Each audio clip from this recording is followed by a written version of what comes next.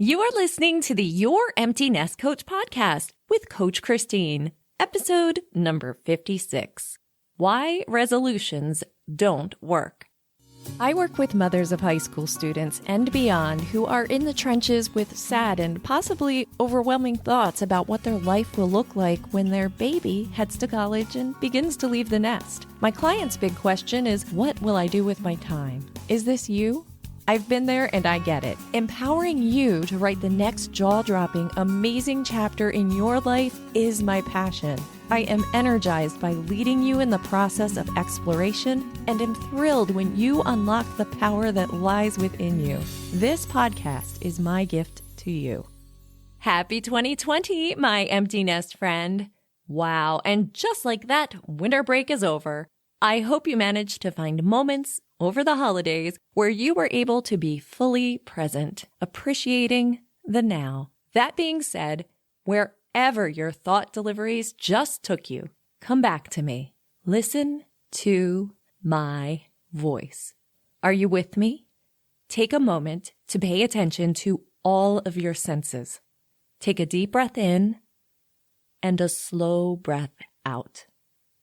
What I have to share with you today, if you hear it, feel it in your soul, has the potential to change your days ahead. My wish for you as we begin is that you have peace in your soul and huge dreams for your days, months, and years ahead. I have some exciting news that I have been working on over the last few months. On Tuesday, you will receive an extra episode for the week from me in your feed. This past October, I tested the idea of a quick tips episode, and I was very happy with how it turned out. I then hand-selected a team of 11 amazing women to be part of my inaugural and international 2020 Your Empty Nest Coach Quick Tips team. These are women who have, in different ways, been no small part of my journey to where I am today, and they have incredible knowledge to share with you. I have asked them to create quick tips just for you. So look for these tips episodes on select Tuesdays in 2020. I have made the commitment to create these episodes for 1 year. So let's see where this goes together. Oh, and if you have a quick tip that you would like to share with my audience, I invite you to share it with me. Visit my website, youremptynestcoach.com, for how to submit your tip. Curious about my team members? I invite you to meet them on my website. Look for the Quick Tips Team button.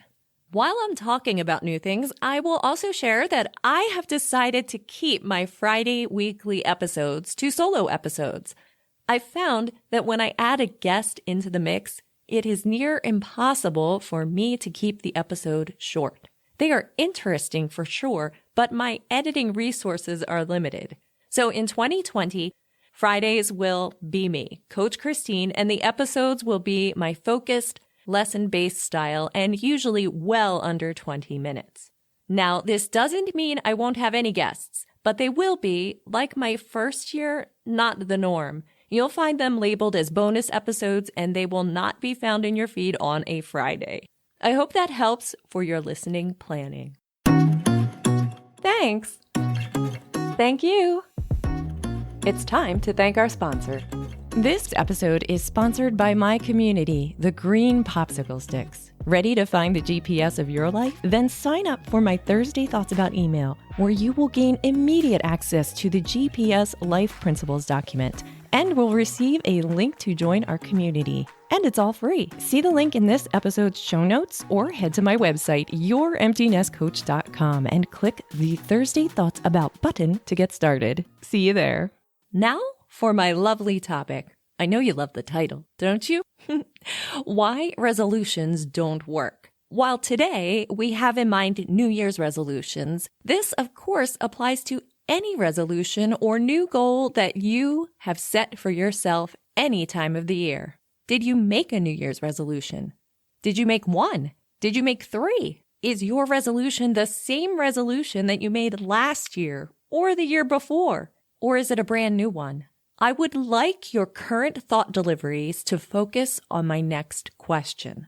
Have you done the thought work needed to create positive thoughts and emotions that will guide you to feeling good about your resolution? Did that question make sense to you? I'd like you to imagine that where you live is on a large lake. When you woke up today and looked outside, you noticed something on the other side of the lake that to you looks like the beautiful result of your New Year's resolution, whatever that is. Imagine that off in the distance, you just know that your goal is there.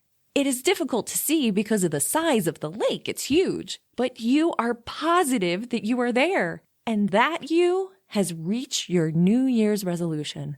This is a you that completes the resolution without any drama, a you that feels amazing because she did it.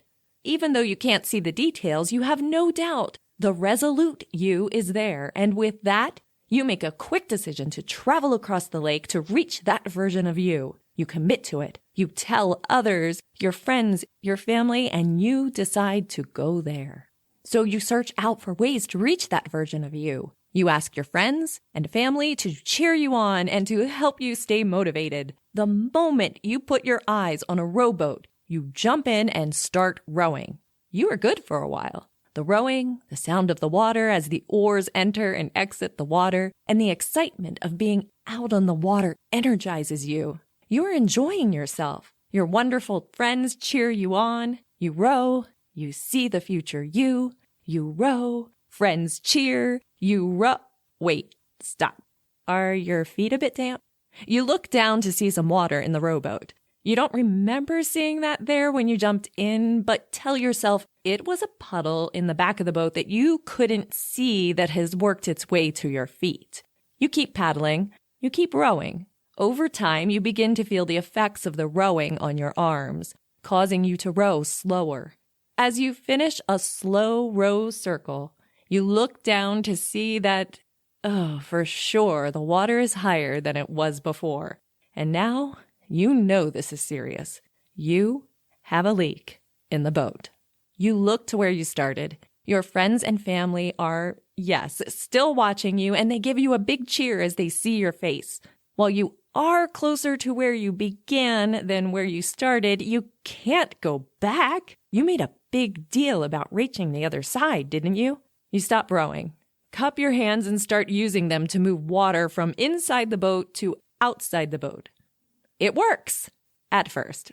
You are able to row a bit further, but every 20 strokes, you have to furiously empty the boat. Your arms are tired. Your hands are beginning to get blisters from the paddles, and you have those pruny wrinkled hands from the water. Eventually, you realize that you can't keep up and decide that you better swim back to shore where your friends are while you have the energy. Your friends are there. They are good friends, so they cheer you on and say, you'll make it further next time, and you'll wonder if it was all worth it. Okay. I know this isn't the most uplifting visualization, and I admit I did that on purpose. If you have a resolution or a goal that you decided to do but haven't done the mental work to keep you going through it, you open yourself up to being in that leaky rowboat. The water leaking into the boat represents the thought deliveries in your mind that will either slow you down or stop you completely. Thoughts like, this is so hard, I'm not sure I can do it. I hate this. I'm not good at this. I'm starving. I miss eating whatever it is. I'm not a runner. I'm disorganized. I'm not as good as they are. I'm not wired the way that person is.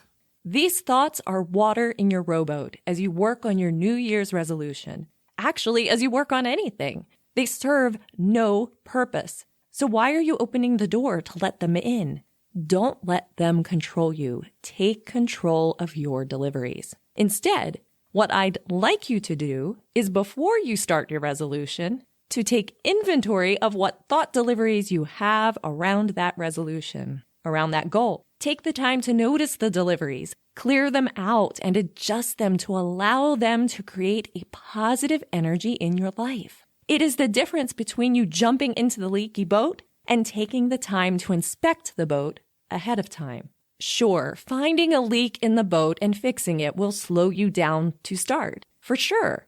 But my friend, let's go back to our leaky boat visualization again. This time, when you discover the rowboat, imagine now taking the time to fix the boat. You do such a fantastic job on the fix that you discover a way to fix the boat that you never considered before.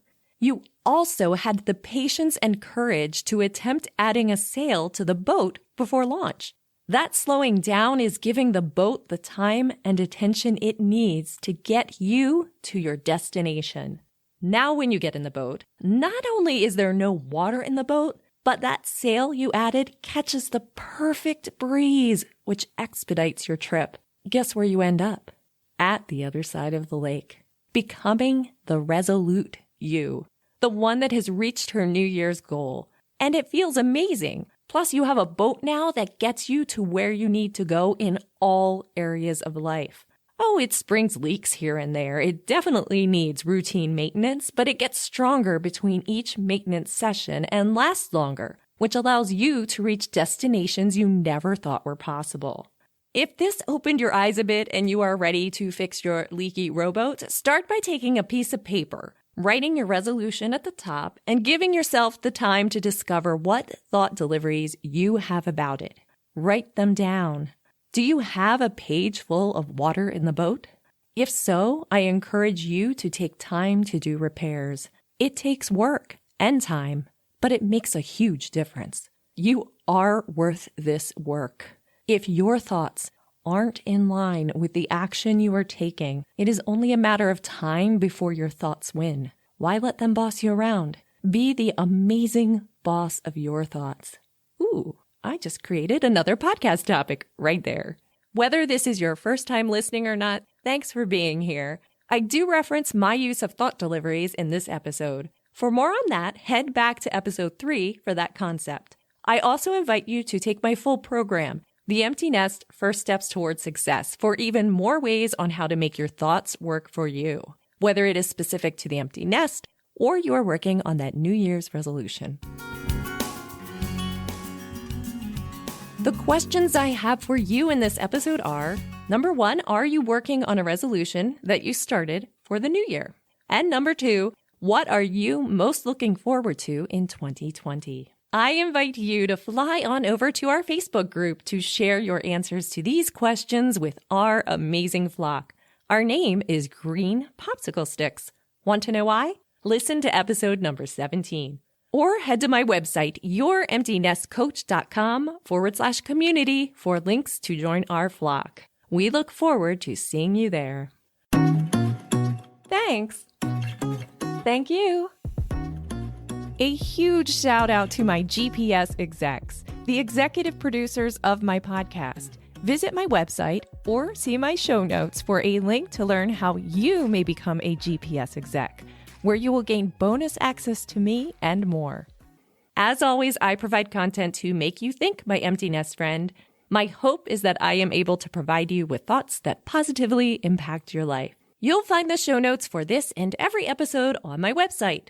My next episode's title is Fish Tank Empowerment. Curious? I hope so. Can you do me a favor? If you are able to do a screenshot of this episode to share on social media to help others to find it, that would be super helpful. Be sure to tag me at Empty Nest Coach so I may personally thank you. If you enjoyed this episode, I invite you to take a moment to subscribe to this podcast. It is free. And my wonderful empty nest friend, remember, you are amazing. They're interesting and editing. I don't know what I'm saying here. Okay, let me try this again.